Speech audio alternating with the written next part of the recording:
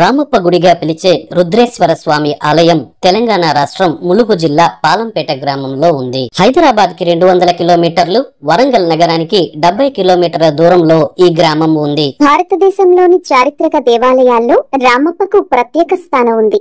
కాకతీయుల సామంతుడు, సేనాని అయిన రేచర్ల రుద్రుడు తన పేరుతో ఈ రుద్రేశ్వరాలయం తన తల్లిదండ్రుల పేరు మీద కామేశ్వర, కాటేశ్వర ఆలయాలు కట్టించాడు. మన రెండు తెలుగు రాష్ట్రాల్లో కలిపి యునెస్కో వరల్డ్ హెరిటేజ్ సైట్ గా గుర్తింపు పొందిన ఏకైక ప్రాంతం రామప్ప దేవాలయం. శిల్పి ఉలితాకిన ప్రతి శిల ఎంత ఇన్ఫర్మేషన్ పొందుపరుచుకుందని ఈ వీడియోలో రామప్ప దేవాలయం గురించి, దాన్ని కట్టిన రామప్ప గురించి, కట్టించిన రేచర్ల రుద్రుడి గురించి, అందుకు ప్రోత్సహించిన కాకతీయ రాజు గణపతి దేవుని గురించి మరియు యునెస్కో వరల్డ్ హెరిటేజ్ రికగ్నిషన్ గురించి తెలుసుకుందాం. ఈ రామప్ప దేవాలయాన్ని రుద్రేశ్వర దేవాలయం అని కూడా పిలుస్తారు. 11th సెంచరీలో కాకతీయ వంశం దక్షిణ భారతదేశంలో ఒక శక్తివంతమైన రాజవంశంగా ఎదిగింది. మొదట చాళుక్యుల కింద సామంత రాజులుగా ఉండి ఆ తర్వాత కాలంలో స్వతంత్ర పాలకులుగా మారారు. The powerful and very strong Kakatiya king అయిన గణపతి దేవుడు 1192 నుంచి 1262 వరకు పరిపాలించాడు. గణపతి దేవుడు కాకతీయ సామ్రాజ్యాన్ని అత్యధికంగా విస్తరించిన మహారాజ్. వీరి కాలంలో ఆంధ్ర తీర ప్రాంతమైన వెంగి, ఒడిశాలోని కళింగ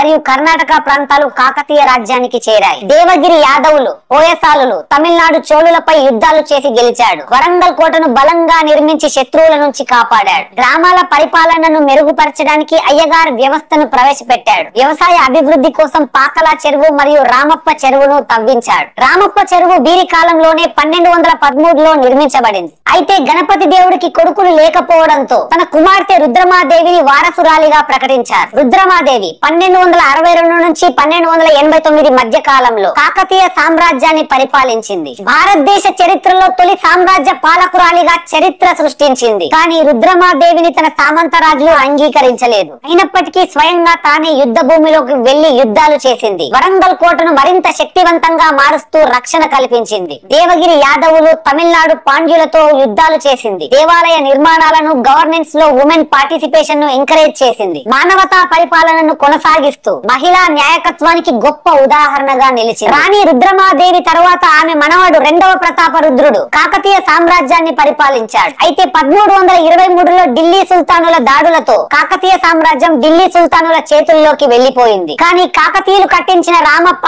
ఆలయం, తవ్వించిన రామప్ప చెరువు, 1000 స్తంభాల గుడి, వరంగల్ కోట వంటివి చరిత్రలో నిలిచిపోయాయి.